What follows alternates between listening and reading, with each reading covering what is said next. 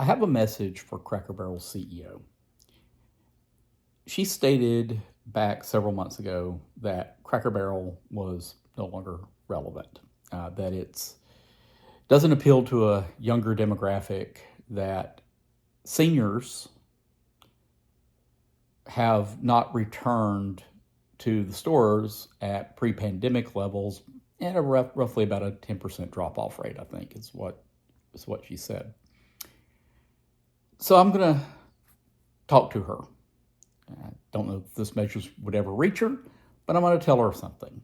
Because I've been, in business myself as both an operational efficiency consultant and executive in a couple of different companies, and feel like I got pretty good experience, especially when it comes to Cracker Barrel. Because you see, I've been a Cracker Barrel patron since I was in my teens.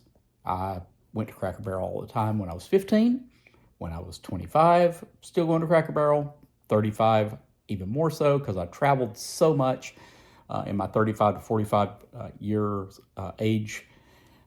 45, I was there all the time, and even 55, when I was out living in Texas, in Houston, would go to Cracker Barrel, usually at least once or twice a month.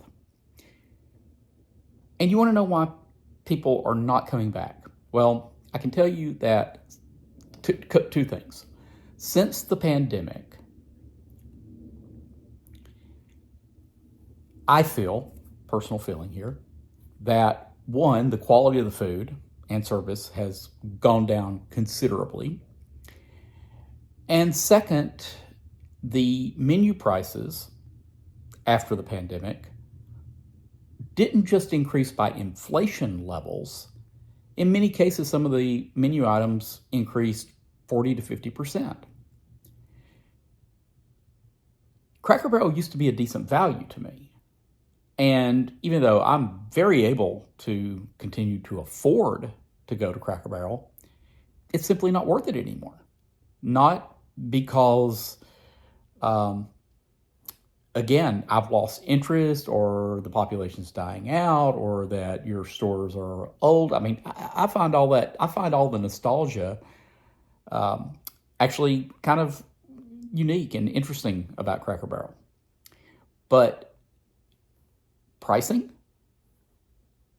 service, quality have screwed up the value equation for me.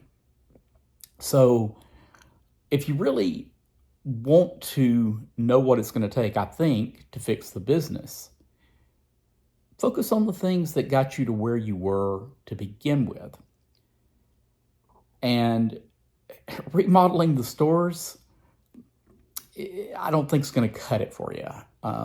Give it a shot, but I think if this is the strategy that you're taking, that your tenure as CEO is going to be relatively short-lived, because I personally don't think the company will come back to levels it ever operated at prior, for what it's worth.